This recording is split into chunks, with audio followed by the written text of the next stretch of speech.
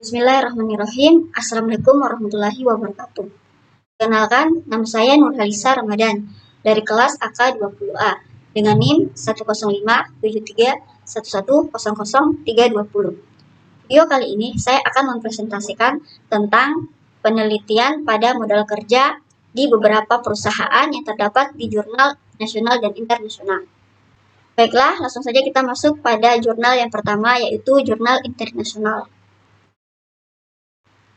Jurnal yang pertama berjudul Pengaruh Perputaran Modal Kerja, Likuiditas, dan Solvabilitas terhadap Profitabilitas, atau Studi Kasus pada PT Astra Nasional Tbk tahun 2009 sampai 2018. Metode yang digunakan pada penelitian ini yaitu metode kuantitatif, karena penelitian ini bersifat menganalisa laporan keuangan perusahaan otomotif yang terdaftar di Bursa Efek Indonesia dan menafsirkan hasil dalam bentuk angka-angka. Variabel dalam penelitian ini yaitu pengambilan sampel menggunakan teknik purpose sampling, karena purpose sampling adalah teknik penentuan sampel. Skala pengukuran ada 4. Yang pertama, variabel profitabilitas memiliki nilai rata-rata 9,96. Yang kedua, variabel perputaran modal kerja memiliki nilai rata-rata 9,9170. Yang ketiga, variabel likuiditas memiliki nilai rata-rata 129,3900. Dan yang terakhir, variabel solvabilitas memiliki nilai rata-rata 98,2100. Kelemahan dari penelitian ini yaitu perputaran modal kerja, likuiditas, dan solvabilitas secara simulatif berpengaruh signifikan terhadap profitabilitas. Hasil dari penelitian ini yaitu sesuai dengan analis dan metode penelitian yang digunakan, maka data yang perlu digunakan adalah data laporan keuangan pada PT Astra Nasional Tbk yang terdaftar di Bursa Efek Indonesia. Data laporan keuangan yang digunakan adalah laporan posisi keuangan, laporan laba rugi, dan laporan arus kas pada PT Astra Nasional Tbk periode 2009 sampai 2018. Jurnal kedua yaitu analisis modal kerja pada UMKM usaha mikro, kecil, atau menengah dalam meningkatkan laba usaha. Metode yang digunakan dalam penelitian ini yaitu metode kuantitatif dan pendekatan deskriptif, yaitu penelitian dengan pendekatan angka-angka baik dalam pengumpulan data dan analisis data. Variabel penelitian modal kerja dalam pengukuran tingkat keberhasilan mempunyai peranan yang sangat strategis, karena dengan pengolahan yang baik dari modal kerja dapat meningkatkan pendapatan yang menjadi tujuan utama dari setiap UMKM. Skala dari penelitian ini yaitu uji normalitas dalam analisis koefisien determinasi dan regresi linear. Hasil dari penelitian ini yaitu diketahui bahwa modal kerja dan laba usaha memiliki nilai signifikasi sebesar 0,20. Maka dapat disimpulkan bahwa kedua variabel tersebut berdistribusi normal karena memiliki nilai signifikan lebih besar dari 0,05. Jurnal ketiga, pengaruh likuiditas dan perputaran modal kerja terhadap profitabilitas pada perusahaan manufaktur sektor industri barang konsumsi. Metode yang digunakan yaitu metode kuantitatif, yaitu penelitian yang berdasarkan pada filsafat positif. Variabel penelitian yaitu hasil statistik deskriptif menampilkan nilai minimum, nilai maksimum, rata-rata, dan deviasi standar.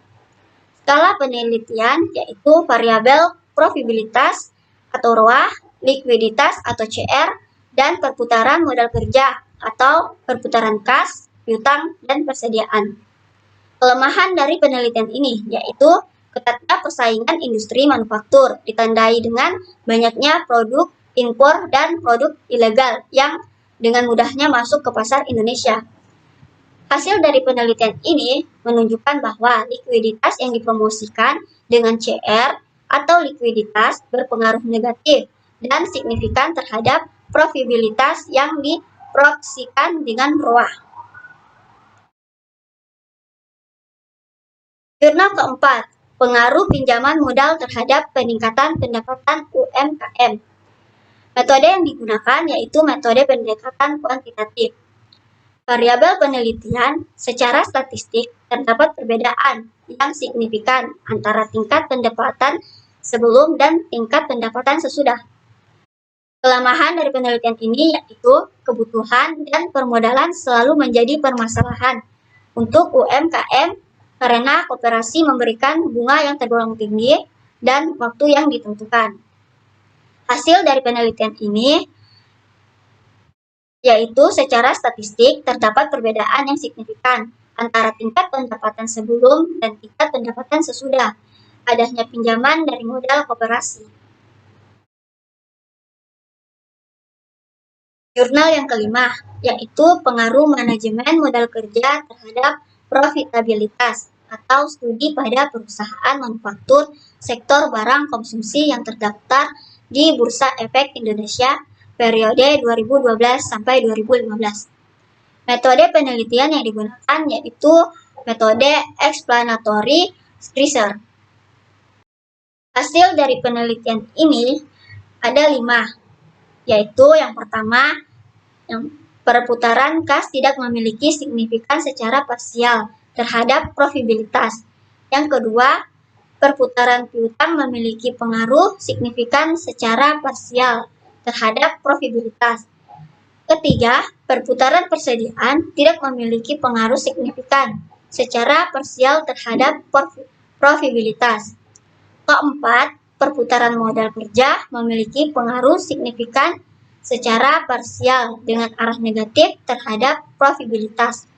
Dan yang terakhir yaitu secara simultan variabel perputaran kas, perputaran piutang, perputaran persediaan, dan perputaran modal kerja memiliki pengaruh signifikan terhadap profitabilitas perusahaan atau net profit margin. Jurnal internasional yang pertama yaitu Effects of Working Capital Management on the Profitability of Tylosin Firms.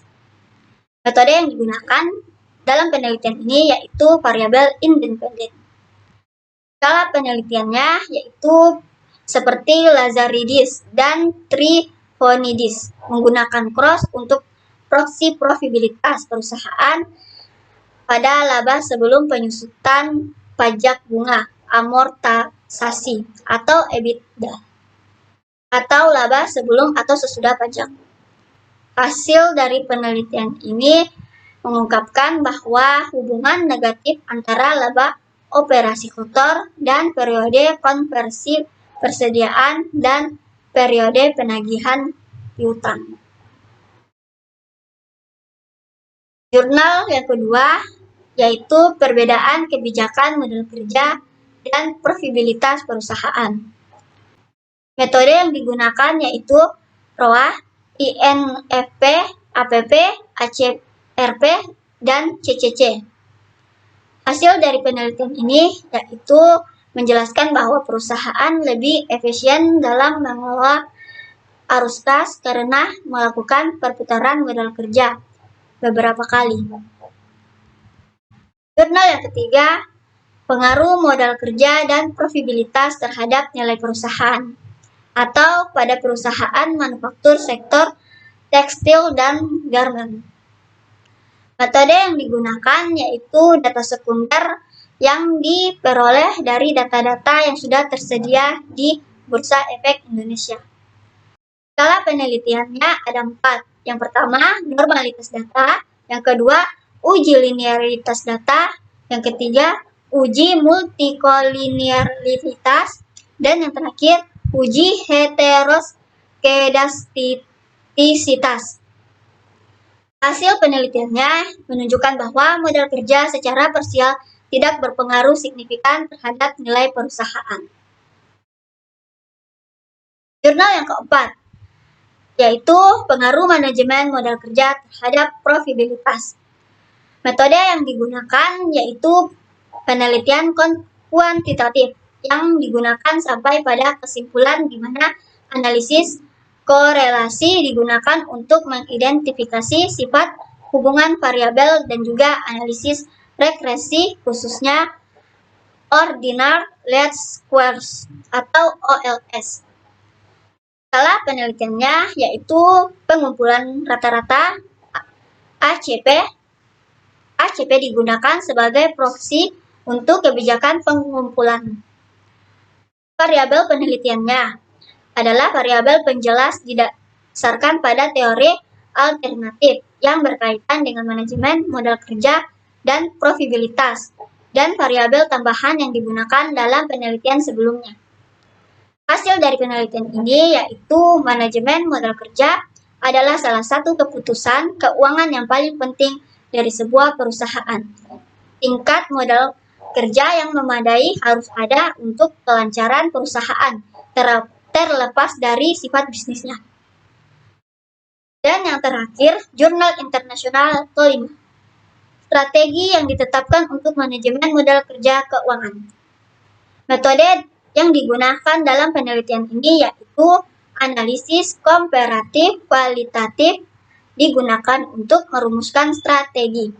Variabel dalam analisis yang telah dipilih dari literatur sebelumnya. Kelemahan dari penelitian ini yaitu keterbatasan dalam penelitian ini adalah strategi yang disajikan telah dibuat secara teoritis dan belum diuji di perusahaan.